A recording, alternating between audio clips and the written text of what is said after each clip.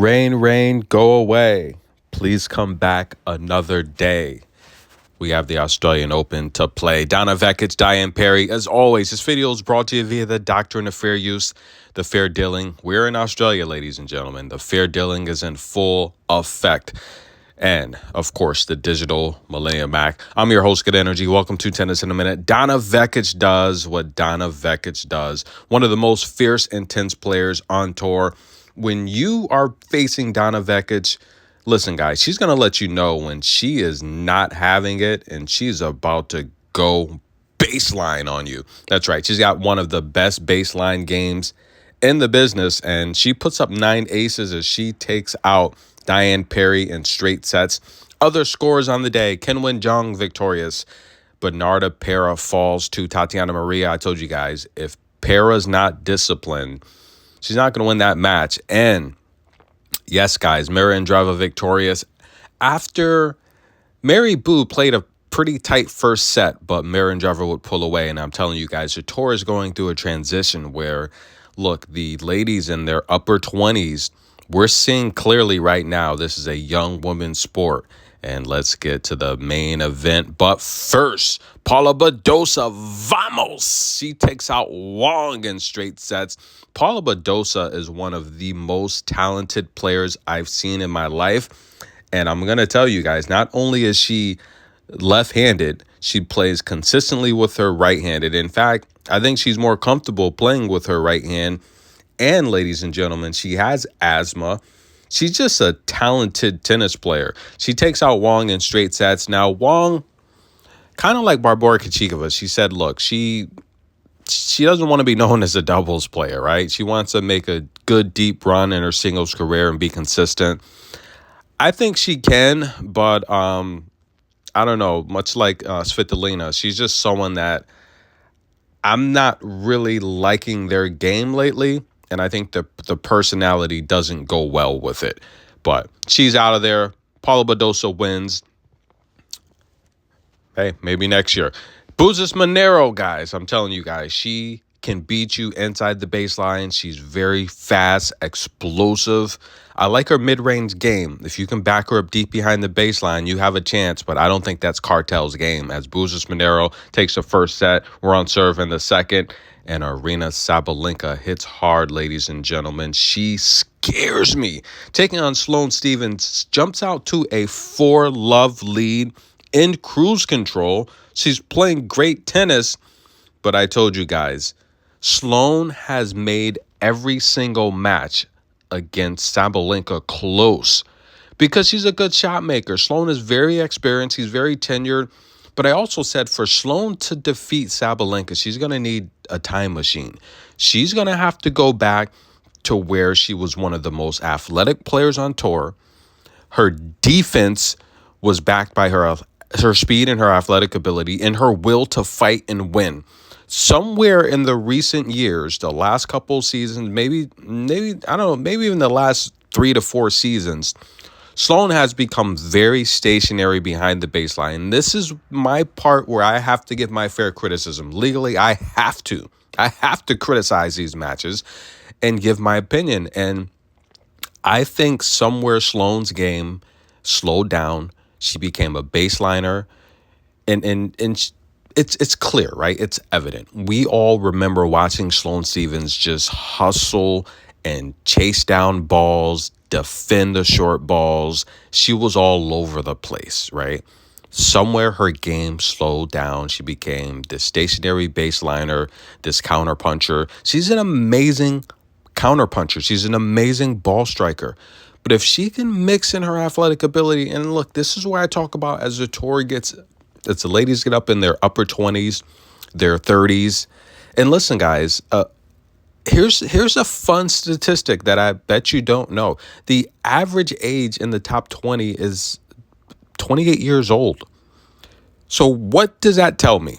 First of all, we're going to pivot. We're going to pivot to Coco. This is a huge Coco channel. We can't have a video without talking about Coco. The average age in the top 20 is 28 years old. Okay? What does that tell me? If Coco's the most athletic, most explosive, the fastest, the best defender, the best backhand on tour, if she has all of these things where she's leading the tour, As I've been saying, you want to buy Coco's stock because she's about to take over. The average age in the top 20 is 28 years old. Coco's going to have a run where she's winning multiple slams per year. This is what I feel. I honestly feel this to be true, and I think it's going to happen. This tour is getting old, and I don't think there's anyone on tour that can beat this form of Coco, including Sabalenka. Now, watching this match, ladies and gentlemen, Sloane is defending. When she was down 4-love in this match early on, something clicked in, and she said, if I'm going to go out, I'm going to fight. I am not going to play around here. I'm going to fight, and I'm going to play hard. Okay, she would then win the next 3 service games, and we're back on serve. And through this first set so far, Sloane is playing defense. Now, Sloane's not going to make a ton of mistakes, right? She's not going to double fault. She's a very accurate, consistent server. Again, she's not going to wow you with aces because she focuses more on ball placement. Somewhere the last 3 to 4 seasons, Sloane became very technical. Now, here's Sabalenka going to the short ball. Sloane comes from the baseline. She defends it, chases it down. Sloane's winning 80% of she's getting 80% of her first serves in play. She's winning about 70% of her first serves. She's losing 60% of her second serve. So that's a big opportunity she has to improve in, or Sabalenka is just going to dominate the second serve. Again, Sloane's not going to double fault a lot, but she's pretty accurate with her serve when she gets it in. Sabalenka's losing 40% of her first serves, 50% of her second serves. Now, Sloane has given up 8 breakpoint opportunities. Sabalenka's converted on a couple of them, while now, since Sloane is back on serve, she was down 4-love. She's broken back. She's 2 for 2 in breakpoint opportunities. So she's being consistent with the opportunities that she's getting. Winners, big differential, 13-6. So Sabalenka's just a lot more aggressive, and that's going to happen. However, the unforced errors is 2-1, and Sloane's edge 18-8. Now, that's where Sabalenka's going to close the gap, making Sabalenka step up and hit those extra shots, make mistakes, but she has to get more aggressive. And again, I'm going to pivot back. Sabalenka's yelling, she's screaming. Let's go back to that match with Serena Williams. What was that? 4 or 5 years ago now, Australia, where Serena's just dominated Sabalenka. The power's still there. I think her movement's slowing down, right? A younger Sabalenka 4 or 5 years ago puts her in that age of, around 21, 22. Very athletic then, still very strong and aggressive, right? I remember a young Sabalenka, was she an alternate at the WTA finals? And I'm telling people, watch out for her. Again, Sabalenka burst on tour, right? And her power has been consistent. That's the one thing that has not faded, but has improved. And here's why I think Sabalenka will not defend her title. If you take a look at this match, Sloane, she's getting up there in age, she is showing her athletic ability. She is really playing hard and tight in this first set, but it took losing the first 4 service games for her to wake up and start fighting. Sloane has to consistently start fighting and watching, and this is fair criticism, guys. Any match that I watch with Sloane where she's either down or trailing, all of the professional tennis players, all of the former players, all of the analysts, they say the same thing that I say. Sloane, you have the athletic ability. You have to use it. Sometimes she's just so nonchalant. She's just so relaxed, and she goes through the motions where, and I've heard her in Osaka say this in the past about Serena, where Serena played in the 90s, the early 2000s, to 2010s. She even played in this decade. I've heard Osaka and Sloane say, look, Serena, she must really love tennis because she's played a very long time. Just given the notion that, look, they love tennis, but they're not in love with it like that. And hearing Iga kind of confirm that, right? Allegedly, right? There's so many stories about Iga these days. I feel that Iga's going to walk away from tennis before she's 30. And I feel a lot of these players, I think the game is taking on another type of level, right? With the digital age, I think players are now wanting to play it more. You kind of see Osaka, she's gaining her passion back, right? Where if you go back 5-6 years ago when Osaka was winning slams, I don't think she was in love with the game. I think she loved it, but she wasn't in love with it. I think Sloane loves it, but I don't know if Sloane is really in love with it. Sabalenka is in love with the game, right? She practices hard. She's always on the practice court. And I told you, of all the ladies, I've seen them all, I've met them all.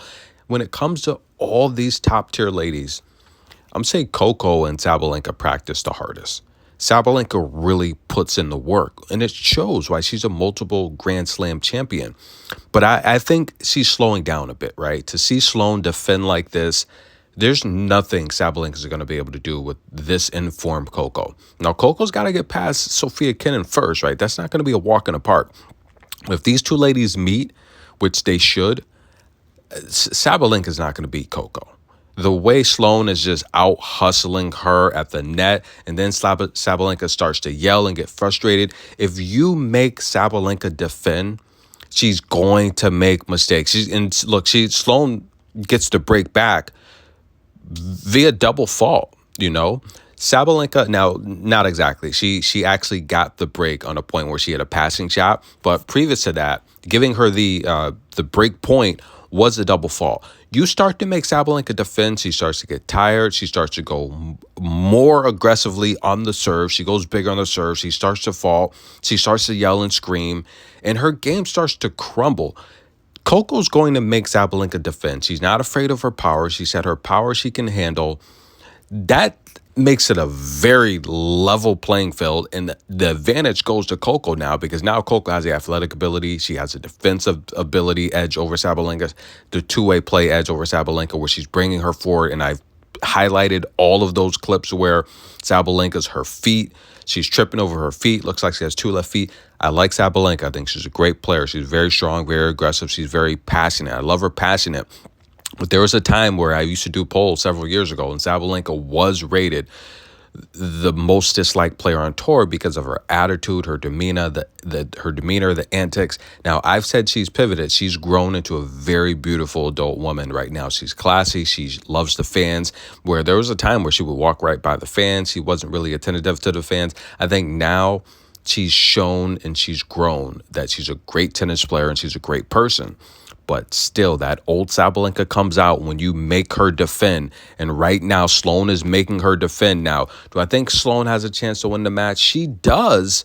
But I do, like, my pick was Sabalenka to win this match. But again, what I'm seeing now concerns me, because if she runs into Coco, I think Coco beats Sabalenka in straight sets. Right now, Sabalenka is up, and it looks like through the course of this video, she has now taken the first set.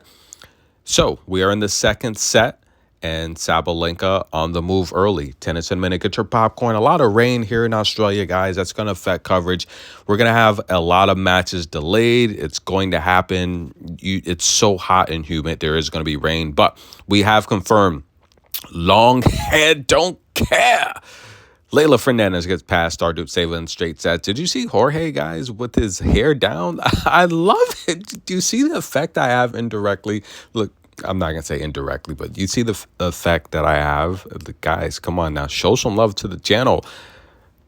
Come on, guys. Of course, Paula Badosa, she gets past Wong. Clara Tausson's in a battle with Linda Noskova. Right now, it's one set all. That's going to be a good conclusion there. I might head there. Clara Tauson, Linda Noskova, guys.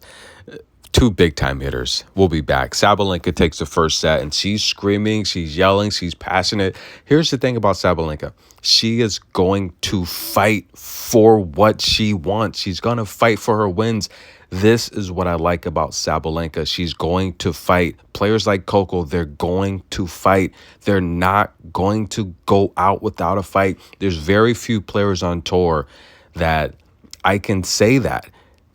And guess what? Coco's first round opponent, big game Sofia Kenin, is also going to fight. That's what I've always said about Sofia Kenin. She's not the most athletic. She's not the fastest player. She doesn't have the best serve. She's not the strongest player. But in a fight, in a tennis match, more than not, Sofia Kenin is the toughest mental player on the court because she fights for every single point. That's why she was able to climb up to number 4 in the rankings, to make multiple slam championships, because she's a fighter. Coco's going to have her hands full, guys. We'll be back.